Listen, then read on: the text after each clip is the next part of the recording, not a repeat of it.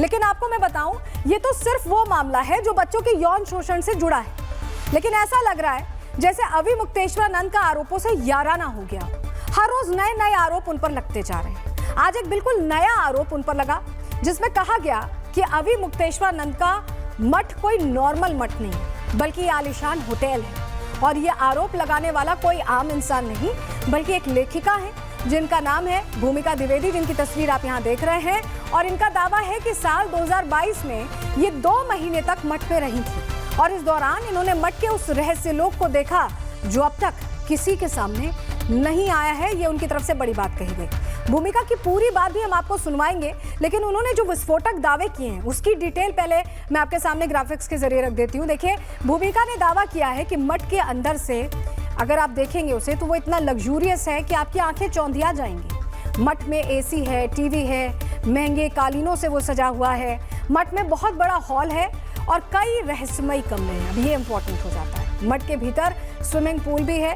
स्वामी जी की सखी के पास मठ का पूरा कंट्रोल है। किसी को वहां जाने की इजाजत नहीं है। वो इस दौरान स्वरूपानंद से मिलना चाहती थी, लेकिन वहां स्वामी जी का कड़ा पहरा था। यानी वहां पर एक सखी है जो सारी चीजें देखती हैं और मठ बहुत लग्जूरियस है। राइटर भूमिका द्विवेदी ने और क्या कुछ दावे किए हैं, क्या खुलासे किए हैं, पूरी बात उन्हीं की जुबानी सुनिए। तो मैंने कहा जो मुझे महाराज जी ने कहा है मुझे उसको फॉलो करना है। तो मैं बनारस गई। तो जब मैं बनारस गई हूँ तो वहाँ मुझे शहर को, धर्म को, या बनारस में क्या क्या है ये देखना था थोड़ा सा। उसी के लिए मैं गई थी। ये वजह थी मेरी वहाँ जाने की। और लग्जरी, हाँ ये इस तरह, हाँ ये बात है कि जैसा सोचा था वैसा तो वो नहीं है। जैसा मैंने सोचा था, मैं बिल्कुल। आपने क्या सोचा था और आपको क्या देखा? मैंने ऐसा सोचा था कि वहाँ पे खूब सारी तुलसी होगी, फूल होंगे, खूब सारे फूल होंगे, ढेर सारे। वही गुड़हल का फूल देवी माँ को चढ़ता है वो होगा, कनेर बृहस्पति को इनको चढ़ता है, विष्णु भगवान को ये होगा। तुलसी के बड़े बड़े बगीचे होंगे, खूब फूल आते होंगे, फूलों की महक होगी, अगरबत्तियाँ चंदन की जल रही होंगी, इस तरह का। तो ऐसा एकदम नई माहौल है वहाँ पर, एकदम ऐसा नहीं है। वो पूरा माहौल जो है, पहला तो पूरा संगमरमर का बना है, कच्चा तो कहीं है ही नहीं। कच्ची ज़मीन आश्रम की वाली होती है जहाँ तक मुझे लगता है। तो वो पूरी संगमरमर की बनी हुई एक आलीशान कोठी है, शानदार सी। तो वहाँ पर दूसरा ही माहौल है, ये है। जैसा क्या स्विमिंग पूल भी आप बता रही हैं? है स्विमिंग पूल है, हाईएस्ट फ्लोर पर उसके स्विमिंग पूल है, खूब बड़ा सा स्विमिंग पूल है। तो सुना आपने, भूमिका का दावा है कि मठ की 24 घंटे सीसीटीवी से निगरानी की जाती है। स्विमिंग पूल में बटुकों को नहाने नहीं दिया जाता।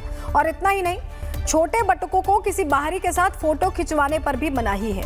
भूमिका का यह भी कहना है कि आमतौर पर मठों में सुबह जल्दी उठने के नियम होते हैं, लेकिन अवि मुक्तेश्वरानंद के बनारस वाले मठ में लोग अपनी मर्जी से उठते हैं, अपनी मर्जी से सोते हैं, कोई सख्त धार्मिक दिनचर्या नहीं फॉलो करते हैं। ये बात भूमिका ने कही। लेकिन भूमिका ने सबसे बड़ा दावा जो किया, जो आरोप लगाए, वो आरोप मठ की सखी पर लगाए। उस सखी का नाम है मठ की साध्वी श्री अम्बा। भूमिका का कहना है कि यही मठ की सर्वे सर्वा है। इन्हीं के इशारे पर सब कुछ होता है। मठ का पूरा कंट्रोल इन्हीं साध्वी के पास है। लेकिन ये सवाल हमारे जहन में भी आया। हमने जानना चाहा कि क्या वाकई में मठ के भीतर कोई स्विमिंग पूल है, क्या वाकई मठ में उतनी ही लग्जरी है जितना भूमिका बता रही हैं। इन दावों की पड़ताल करने रिपब्लिक भारत उसी विद्या मठ में पहुंचा। रिपब्लिक के कैमरे पर क्या कैद हुआ, हमें वहां क्या दिखा, श्री अम्बा से बातचीत में उन्होंने क्या कुछ बताया, आपको दिखाते हैं। भाई आप देख रहे हैं कैसा आश्रम, ऐसे इतने बड़े जो शंकराचार्य हैं, इतने बड़े जो शंकराचार्य हैं वो ऐसी जगह पे बैठते हैं। आप देख रहे हैं कैसे टेबल है, कैसी कुर्सी है। आप देख लीजिए हमारे कार्यकर्ता कैसे बैठे हुए हैं, कोई सीढ़ियों में बैठा हुआ है, कैसे यहाँ ये सब आप दिखाइए। किसी के कहने को छोड़िए, आप स्वयं जब मीडिया वाले यहाँ पर है तो आप दिखाइए। ये सी स्मेल होता है, ऐसा सी स्मेल होता है। आप देखिए ऊपर, इधर देखिए, उधर देखिए, आगे अंदर दिखा दीजिए। पर फ्लोर पर जाने का रास्ता कौन सा है? अभी आप अंदर देखिए, जहाँ सी स्मेल की बात हो रही है। तो ये जो एल्युमिनियम का ये लगा हुआ है पार्ट। स्वामी जी कहाँ पर बैठते हैं? अभी आपको अंदर दिखा देते हैं।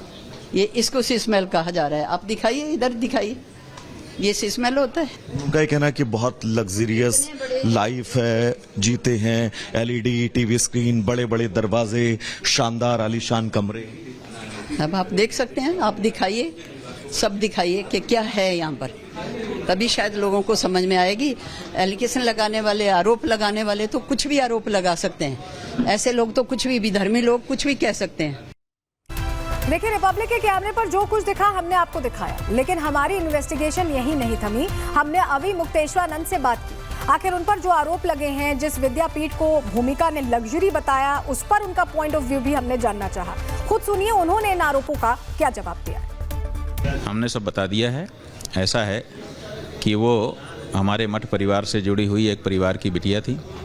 उन्होंने कहा हमको काशी में रह करके लेखन कार्य करना है, उसके लिए मठ में जगह दी जाए। हम लोगों ने उनको जगह दी। 5 दिन, 10 दिन, 15 दिन, 20 दिन, महीना लगभग हो गया। फिर कहा गया कि भाई लंबे समय तक यहाँ नहीं रह सकती हैं, आप दूसरी व्यवस्था कर लीजिए। वो खाली करके जाना नहीं चाहती थी, तो कड़ाई करनी पड़ी। तो कड़ाई करके उनको भेजा हम लोगों ने। उसी बात की खुन्नस वो मन में रखे हुए हैं। और अगर यहाँ कुछ गड़बड़ी हो रही थी तो इतने दिन तक चुप क्यों थी वो? उसी समय उनको नालिश कर देनी चाहिए थी। देखिए, फिलहाल अवि मुक्तेश्वरानंद लगातार घिरते जा रहे हैं और कल उनके लिए एक बहुत बड़ा दिन होने वाला है। वो इसलिए क्योंकि कल अवि मुक्तेश्वरानंद की अग्रिम जमानत पर इलाहाबाद हाईकोर्ट सुनवाई करेगा।